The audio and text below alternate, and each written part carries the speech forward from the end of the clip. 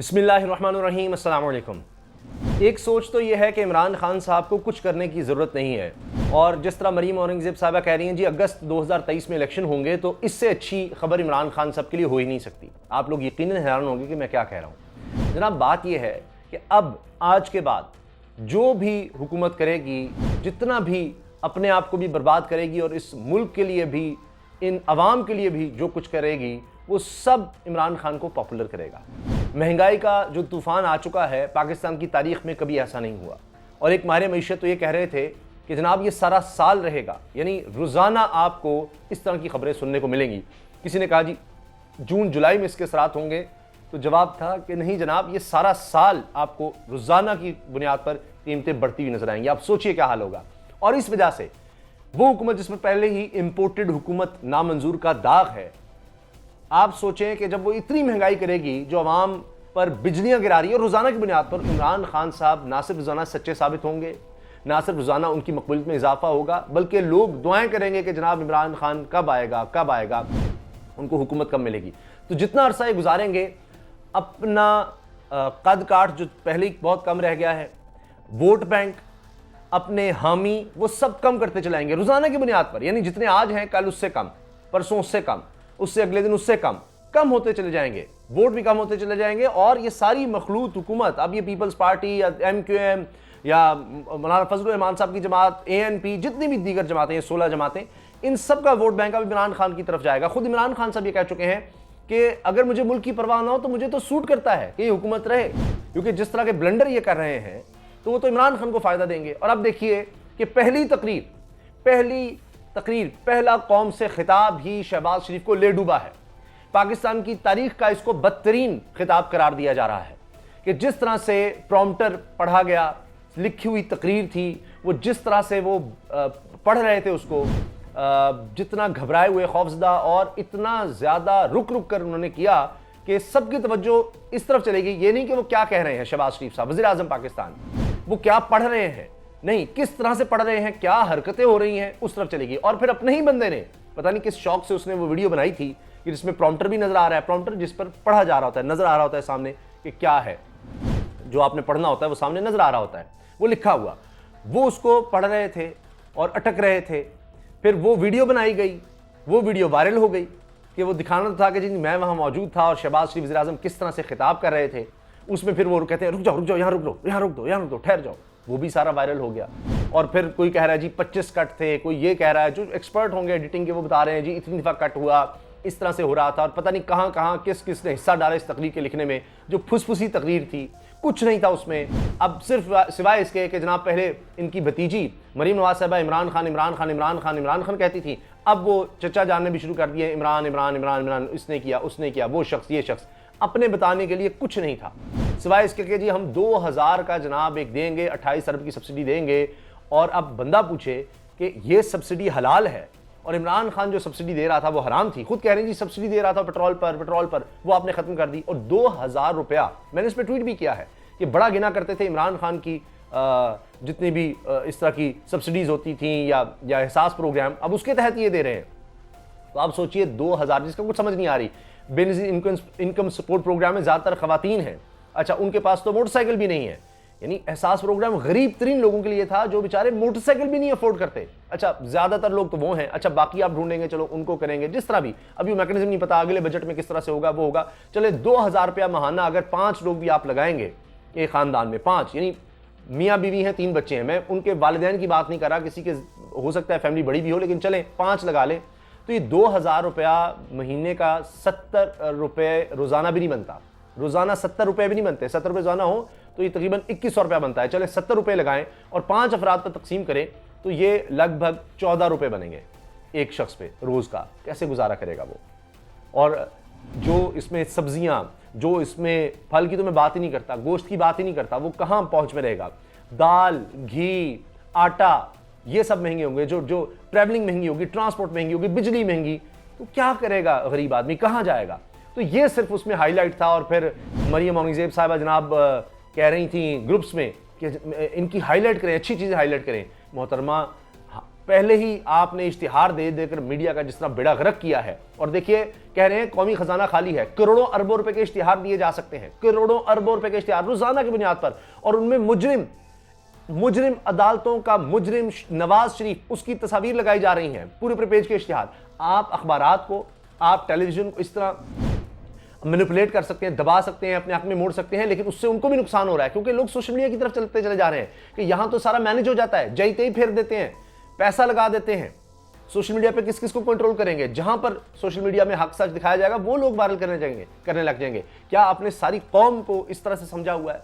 सारी कौम यहां पर ये पैसे के बलबूते पर आप खरीद सकते हैं या उनको पकड़ धकड़ के आप उनको मजबूर कर सकते हैं। ये सोशल मीडिया ने इनको मजबूर कर दिया है, मसला इनके लिए खड़ा कर दिया है। भावलपुर में जिस तरह से इस्तेमाल किया है इन्होंने, बेदरेग इस्तेमाल किया है सरकारी मशीनरी का उस जलसे को कामयाब बनाने के लिए, यानी सरकारी मुलाजमिन की ड्यूटियां लगी हैं, नोटिफिकेशन सामने आ रहा है कि सारे वहां पर पहुंचो, नर्सों से लेके, पटवारियों से लेके, पुलिस अफसरान से लेके हर कोई।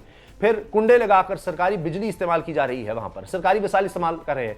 और देखिए गजब, देखिए पुलिस, उन्होंने हिफाजत क्या करनी है? पुलिस से काम लेना है, मुखालिफिन को पकड़ो, मुकदमे करो और हमारे जाकर वहां पर टेंट लगाओ जनाब। ये हो रहा है। पुलिस की गाड़ी इसलिए इस्तेमाल हो रही है, वो भी सरकारी वसाइल।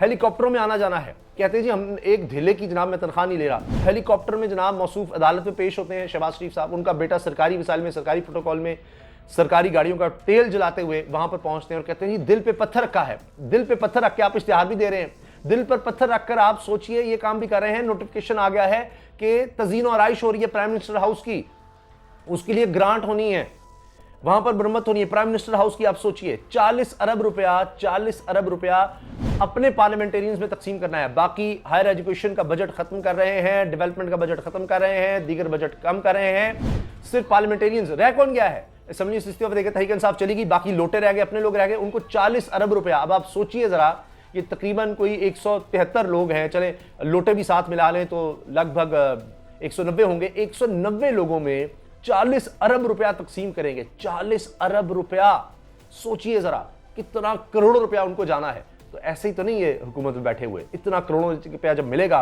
फिर वो यूसुफ रज़ा गिलानी साहब के बेटे की बड़ी वो वायरल हुई वीडियो जिसमें वो 10 करोड़ ऑफर कर रहे थे। तो आपको पता ही है कि जनाब 2 या 4 करोड़ तो आपकी जेब में डायरेक्ट जाना है, उसमें इस तरह की बातें भी हो रही हैं। तो वो डायरेक्ट तो 2-4 करोड़ तो जाता है, फिर ठेकेदार को जो दिया जाता है उसमें भी शेयर होता है, वो सारी कहानी। तो कितने करोड़ जाना है?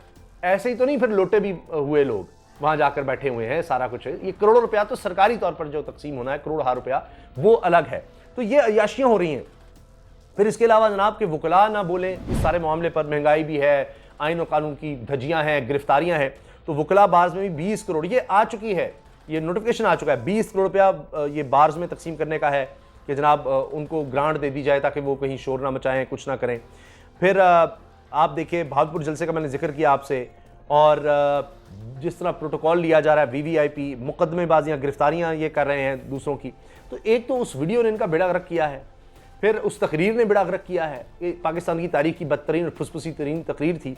मैं सिर्फ आपके सामने इसको ट्वीट भी मैंने किया, आप देख सकते हैं कि किस तरह से लोग कमेंट्स कर रहे हैं। चंद कमेंट्स हैं, वो मुझे ब्लर भी करने पड़े हैं क्योंकि दिखाए भी नहीं जा सकते। तो जब ये तकरीर हो रही थी शहबाज शरीफ साहब की, आप सोचिए, एक है आसिम इनाम, वो कहते हैं अमेरिका की लिखी हुई स्पीच। फिर राय शहाबुद्दीन, वो तो मैं दिखा नहीं सकता, राजा शहाबुद्दीन क्या कह रहे हैं, राजा शहाबुद्दीन वो नहीं मैं दिखा सकता जनाब, चोर है। फिर ये आमिर खान साहब कह रहे हैं जी चोर है। एक साहब हैं जी मोहम्मद सुलेमान, वो कह रहे हैं ओनली 15 के 15,000 viewer. Imran Khan one time viewer is more than 1 million. Imran Khan के 10 लाख से ज़्यादा व्यूज़ आ जाते हैं और यहाँ 15,000 है। फिर ये हैं जी मेराज आलम, बूट पॉलिश शोबाज, इस तरह। यानी आप देखें लोग क्या कमेंट्स नीचे कर रहे हैं। ये है सोशल मीडिया की ताकत। अब इसी से आप अंदाज़ा लगा लें कि क्या हो रहा है, क्या कहा जा रहा है, लोग क्या सोच रहे हैं। फिर कहते हैं जी तकरीर में तनकीद बर्दाश्त करनी चाहिए, ऐसा माहौल बनाना चाहिए। जितनी आपने 1.5 माह में गिरफ्तारियां कर दी हैं, जितने मुकदमे आपने सहाफ़ियों के खिलाफ बना दिए हैं, समी इब्राहिम, अरशद शरीफ, इमरान रियाज खान, साबिर शाकिर, ईमान मज़ारी, मतलब इतने लोगों के खिलाफ मुकदमे उठाओ, गायब करो। शीरी मज़ारी साहिबा के साथ जो किया है, जो आपने डॉक्टर यास्मीन राशिद के साथ कर दिया, जो आपने अल्लामा इकबाल रहमतुल्लाह अलैह की बहू के साथ कर दिया, आप सोचें कभी तारीख में हुआ है? 1.5 माह में इनका रिकॉर्ड है।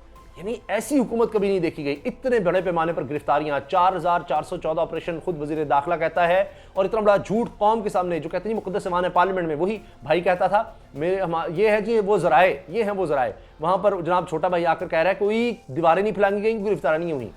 साथ बैठा वजीर दाखिला जिसने कहा जी हमने पता नहीं 1700 लोगों को गिरफ्तार किया, 170 लोगों को गिरफ्तार किया है या 1700 को गिरफ्तार किया है, 1700 गिरफ्तारियां की, 4414 हमने रेड किए हैं। अंदाजा लगाएं, वीडियोस दिखाई गई हैं। यही है सोशल मीडिया की ताकत।